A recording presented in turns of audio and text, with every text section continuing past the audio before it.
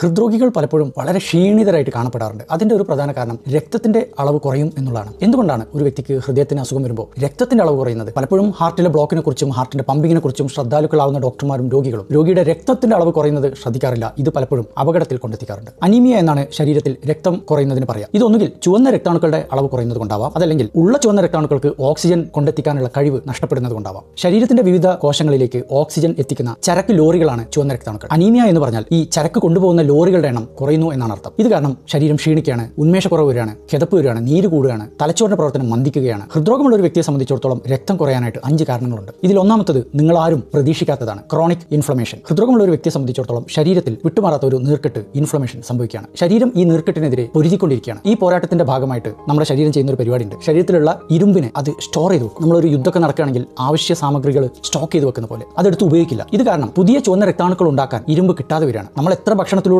ഇരുമ്പ് ശരീരത്തിൽ എത്തിച്ചാലും ശരീരത്തിൽ ഇരുമ്പിന്റെ അളവ് എത്ര കൂടുതലാണെങ്കിൽ പോലും അത് ചുവന്ന രക്താണുക്കൾക്ക് കിട്ടില്ല. ഇത് കാരണം അനീമിയ സംഭവിക്കുകയാണ്. ബാങ്ക് നിറയെ കാശുണ്ടായിട്ടും ഡെബിറ്റ് കാർഡ് ഫ്രീസ് ചെയ്ത് വെച്ച് ഉപയോഗിക്കാൻ പറ്റാത്തൊരവസ്ഥ. രണ്ടാമത്തത് കിഡ്നിക്ക് വരുന്ന പ്രശ്നങ്ങളാണ്. ഹൃദയത്തിന്റെ പമ്പിംഗ് കുറഞ്ഞ ഒരു വ്യക്തിയെ സംബന്ധിച്ചിടത്തോളം കിഡ്നിയിലേക്കുള്ള രക്തോട്ടം കുറഞ്ഞിട്ടുണ്ടാവും. നമ്മുടെ ശരീരത്തിൽ രക്തം ഉണ്ടാവണം എന്നുള്ള നിർദ്ദേശങ്ങൾ കൊടുക്കുന്ന ഹോർമോണായ എരിത്രോപോയറ്റിൻ EPO കിഡ്നിയാണ് ഉൽപ്പാദിപ്പിക്കുന്നത്. ഈ ഹോർമോണാണ് മജ്ജയിൽ ചെന്നിട്ട് ചുവന്ന രക്താണുക്കൾ ഉണ്ടാക്കാനുള്ള നിർദ്ദേശം കൊടുക്കുന്നത്. അപ്പോൾ കിഡ്നിയിലേക്കുള്ള രക്തോട്ടം കുറയുകയാണെങ്കിൽ ഈ ഹോർമോൺ വേണ്ട രീതിയിൽ ഉൽപ്പാദിപ്പിക്കപ്പെടുന്നില്ല. ഇത് കാരണം ചുവന്ന രക്താണുക്കളുടെ അളവ് കുറയാണ്, അനീമിയ സംഭവിക്കുകയാണ്. മൂന്നാമത്തത് ഹൃദ്രോഗത്തിന് ഉപയോഗിക്കുന്ന രക്തം കട്ടി കുറക്കുന്ന മരുന്നുകളാണ്. ഹാർട്ട് അറ്റാക്ക് സംഭവിച്ചു കഴിഞ്ഞാലും ആൻജിയോപ്ലാസ്റ്റി കഴിഞ്ഞാലും ബൈപ്പാസ് കഴിഞ്ഞാലും ആന്റി പ്ലേറ്റ്ലെറ്റ് എന്ന് പറയുന്ന രക്തം കട്ടി കുറക്കുന്ന മരുന്നുകൾ നിർബന്ധമായിട്ട് കഴിക്കേണ്ടി വരും. ഇത് ജീവൻ രക്ഷിക്കുന്ന മരുന്നുകളാണ്. പക്ഷേ ഇത് കഴിക്കുമ്പോൾ നമ്മൾ പോലും അറിയാതെ കുഞ്ഞു ബ്ലീഡിംഗ് ഉണ്ടാവാനുള്ള സാധ്യത, പ്രത്യേകിച്ച് ആമാശയത്തിലും കുടലിലും. ഇങ്ങനെ ഉണ്ടാവുന്ന ചെറിയ മുറിവുകളിൽ നിന്ന് നമ്മൾ പോലും അറിയാതെ രക്തം നഷ്ടപ്പെട്ടുകൊണ്ടിരിക്കുകയാണ്. ഇത് ആഴ്ചകളും മാസങ്ങളും തുടരുമ്പോൾ ഒരുപാട് രക്തം നഷ്ടപ്പെട്ടതായിട്ട് തിരിച്ചറിയാണ്. ഏറ്റവും വലിയ പ്രശ്നം എന്താ വെച്ചാൽ ഇതുപോലെ കുടലിൽ നിന്നും രക്തം നഷ്ടപ്പെടുന്നത് മലത്തിലൂടെ പോലും നോക്കിയാൽ കാണുന്നില്ല. മൈക്രോസ്കോപ്പ് വെച്ച് നോക്കിയാൽ മാത്രമേ തിരിച്ചറിയുള്ളൂ. നാലാമത്തെ കാരണം രക്തം ഡൈല്യൂട്ട് ആയി പോവുകയാണ്. നമ്മൾ ജ്യൂസിലൊക്കെ ഒരുപാട് വെള്ളം ചേർക്കുന്ന പോലെ, പാലിൽ വെള്ളം ചേർക്കുന്ന പോലെ ഹൃദയത്തിന്റെ പമ്പിംഗ് കുറഞ്ഞ ഒരു വ്യക്തിയെ സംബന്ധിച്ചിടത്തോളം ശരീരം വെള്ളം പിടിച്ചു നിർത്തുകയാണ്. അതുകൊണ്ടാണ് നീരൊക്കെ വരുന്നത്. ഇതേപോലെ നീര് രക്തത്തിൽ കലരുമ്പോൾ രക്തം ഡൈല്യൂട്ട് ആയി പോവാണ്. എന്ന് വെച്ചാൽ രക്താണുക്കളുടെ അളവ് നോർമൽ ആണെങ്കിൽ പോലും രക്തം ഡൈല്യൂട്ട് ആവുന്നത് കാരണം ഹീമോഗ്ലോബിൻ കുറയാണ്. ഇതിന് ഹീമോ ഡൈല്യൂഷൻ എന്ന് പറയാം. ഇതും കടുത്ത ക്ഷീണം ഉണ്ടാക്കും. അഞ്ചാമത്തെ കാരണം എന്താണെന്ന് വെച്ചാൽ ഹൃദയത്തിന്റെ പമ്പിംഗ് കുറയുമ്പോൾ കുടലിലേക്കുള്ള രക്തോട്ടം കുറയുന്നുണ്ട്. അത് കാരണം കുടലിൽ നിന്ന്